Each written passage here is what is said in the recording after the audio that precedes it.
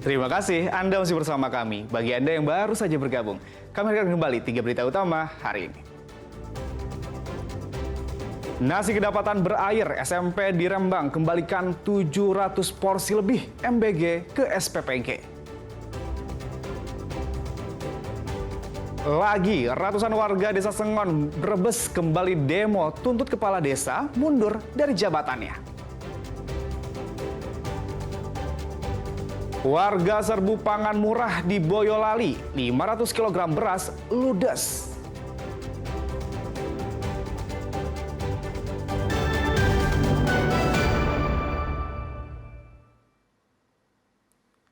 Kasus pembunuhan sadis menimpa pasangan suami istri yang telah lanjut usia di Kabupaten Purbalingga.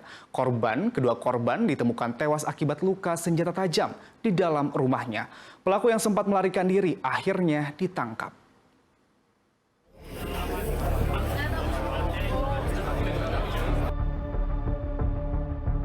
Sismudin dan istrinya Casem, lansia suami istri ini ditemukan tewas akibat senjata tajam di dalam rumahnya di Desa Baleraksa, Kabupaten Purbalingga pada Rabu pagi lalu. Penemuan ini pun langsung menjadi perhatian warga. Warga, polisi dan TNI langsung melakukan pencarian terhadap pelaku. Akhirnya terduga pelaku tertangkap di sebuah rumah kosong tak jauh dari lokasi. Pelaku adalah Muhammad Alan, yang tak lain adalah keponakan korban. Dari penyelidikan dan rekam medis, pelaku ternyata mengalami gangguan kejiwaan dan tinggal bersebelahan dengan korban. Peristiwa penganiayaan sadis ini terjadi pada Rabu dini hari. Saat kejadian, pelaku yang diduga sedang kambuh mengamuk dan pergi keluar rumah dengan membawa parang. Para korban juga masih ada hubungan keluarga dengan pelaku ini. Kemudian dari hasil pendalaman tim kami juga ternyata diketahui pada peristiwa yang kedua ini terhadap pelaku juga dalam status perawatan kejiwaan. Ada dokumen-dokumen yang sudah kita. Saat ini pelaku masih menjalani pemeriksaan kondisi kejiwaan oleh tim medis dari rumah sakit. Polisi juga masih menunggu hasil observasi dari rumah sakit untuk proses penyidikan lebih lanjut. Mardianto melaporkan dari Banyumas.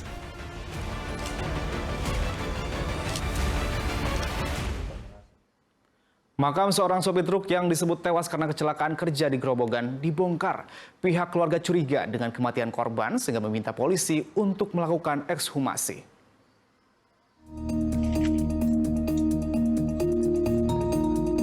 Kematiannya dinilai janggal. Makam Alif Fianto dibongkar petugas. Bertempat di Permakaman Umum Desa Melowon Karangtalun, Kecamatan Pulo Kulon, Grobogan, petugas melakukan ekshumasi untuk memastikan penyebab kematian pria 23 tahun itu. Kecurigaan muncul dari keluarga Alif.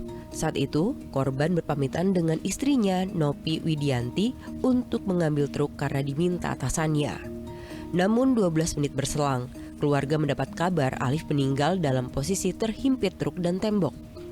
Adanya luka lebam di kepala dan dada membuat keluarga curiga dan melaporkan hal itu ke Polsek Pulon Kulon. Janggal, maksudnya kayak kalau nyetir sendiri nggak mungkin kayak gitu. Emang ada luka di mana, Pak? Di sini sama wajahnya itu kosong. Kosong. Ya. Terus harapannya Mbak gimana? Harapannya ya keadilan dari polisi, kayak kronologinya kejadiannya juga tahu. Tindak lanjutnya terkait orang laki-laki yang meninggal dunia karena terhimpit oleh truk pol diesel, sehingga kami melakukan serangkaian penyidikan untuk mengungkap apakah peristiwa tersebut ada unsur pidana atau tidak. Dari rangkaian penyelidikan ini kami melibatkan beberapa ahli dengan menggunakan metode scientific crime, sehingga pada hari ini kami melaksanakan ekshumasi. Harapannya dengan untuk melakukan otopsi terhadap yang bersangkutan, kami bisa menentukan penyebab meninggalnya korban. Hasil otopsi Alif diperkirakan akan keluar 2 pekan lagi. Sembari menunggu hasil itu, polisi kembali mempelajari laporan hasil pemeriksaan sejumlah saksi dan hasil olah tempat kejadian perkara yang dilakukan pada 6 September lalu. Arif Nur melaporkan dari Grobogan.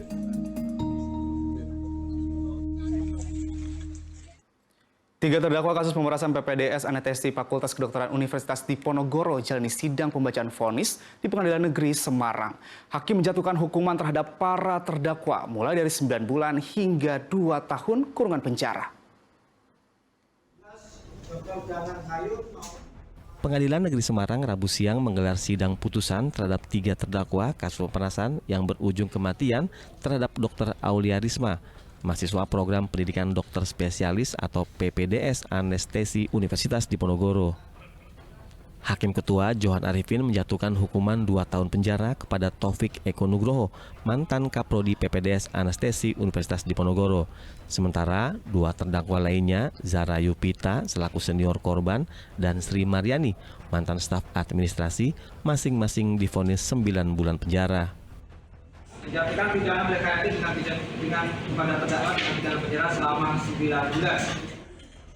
Vonis ketiga terdakwa ini lebih ringan dibandingkan tuntutan jaksa penuntut umum yang meminta hukuman selama 3 tahun kepada Eko Nugroho dan 1 tahun 6 bulan kepada 2 terdakwa lainnya. Itu nanti kami akan coba koordinasi lagi dengan pihak keluarga, akan melihat pertimbangan-pertimbangan yang ada.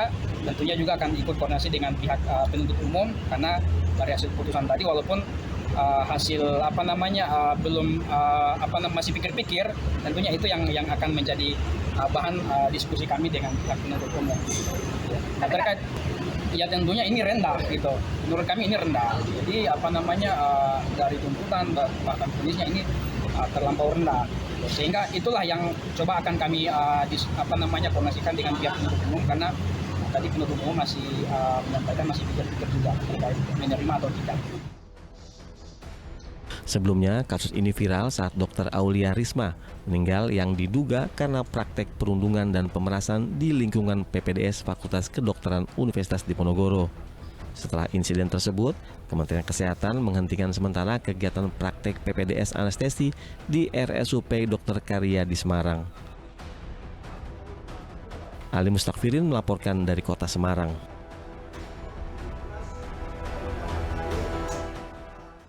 Ratusan warga desa Sengon Brebes kembali berunjuk rasa menuntut kepala desa mereka mundur dari jabatannya.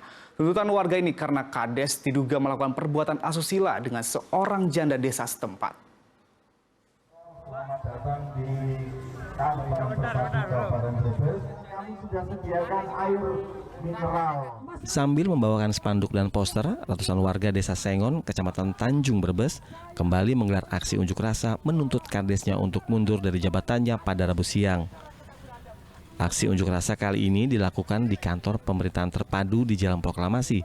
Warga meminta Bupati Brebes untuk mendengar tuntutan mereka dan turun tangan untuk segera memberi sanksi kepada Kepala Desa Sengon, Ardi Winoto. Warga meminta Kades mundur karena diduga telah melakukan tindakan asusila dengan perempuan berstatus janda 2 pekan lalu.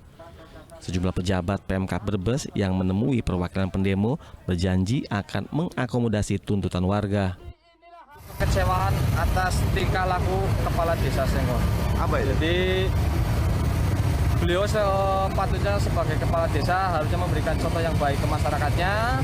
Justru beliau malah bertindak yang kurang mengenakan di tengah-tengah masyarakat atas perilaku moral dan etika beliau. Ya enggak, maksudnya warga sendiri sudah pernah mengingatkan? Sudah pernah mengingatkan, jangankan warga.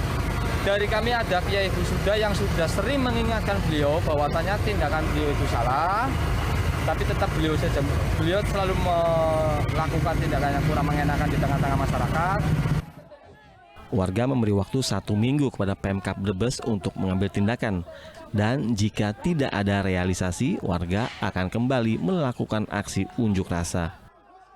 Sugiartono melaporkan dari Brebes.